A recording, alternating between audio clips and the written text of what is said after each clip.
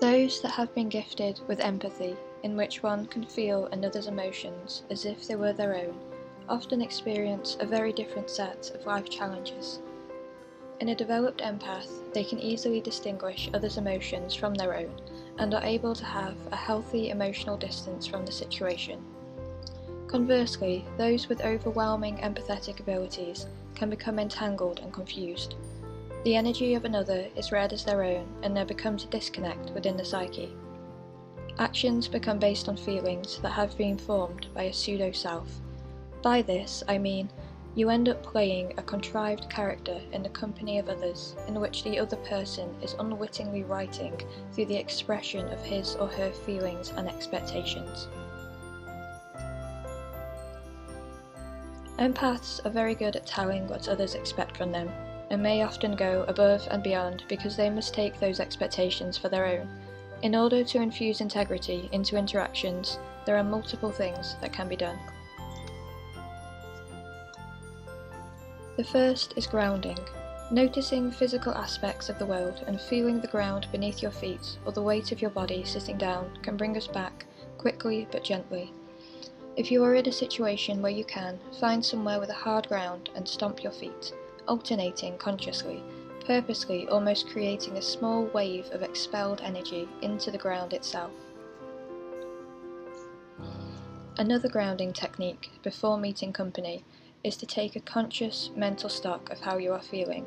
What does your reality feel like? What are your levels of how much sense of self you have in that moment? Just be you for a second. This will mean something different for everybody. When you do go into interactions with others, do the same activity of taking stock of your sense of self and surroundings. How does it compare? Are you so engaged that you are unable to disconnect to even try this?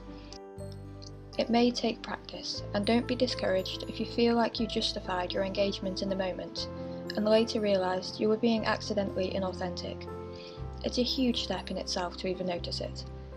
Adapting to a new approach of social interaction can take time, so let it be for as long as it needs to. The journey is just as much the destination. When empathy is in its flourishing state, one can adapt with integrity.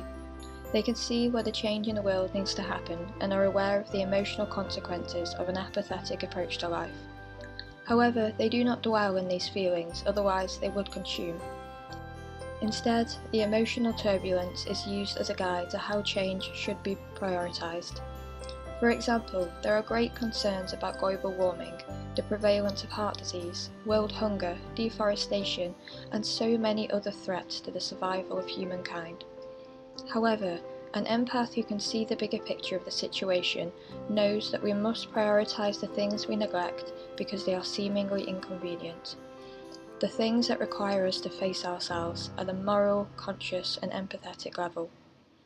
An empath has great lessons in morality as they go about their journey due to observing the ways in which others have justified their actions. They are often seen as the mediator archetype as they can easily see both sides of a discussion. However, they may initially struggle to interject for fear of being misunderstood. Eventually, expressing their third-party observations becomes easy and natural, easily diffusing situations by uniting parties on common interests. Time alone and introspection is highly valued to an empath because it is needed for surviving and thriving. It is not unusual to need to spend time decompressing from a social situation. This could mean self-assurance that everything went well and allowing immersion in a personal activity. This might be familiar music or comforting food that provides an association of normal routine and helps with regaining control.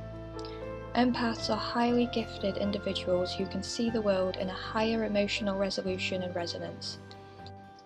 It is a gift that can be nourished so that their skills can cause conscious change at a potentially global level that comes from a personal knowing. The world needs more empaths. Thank you for listening.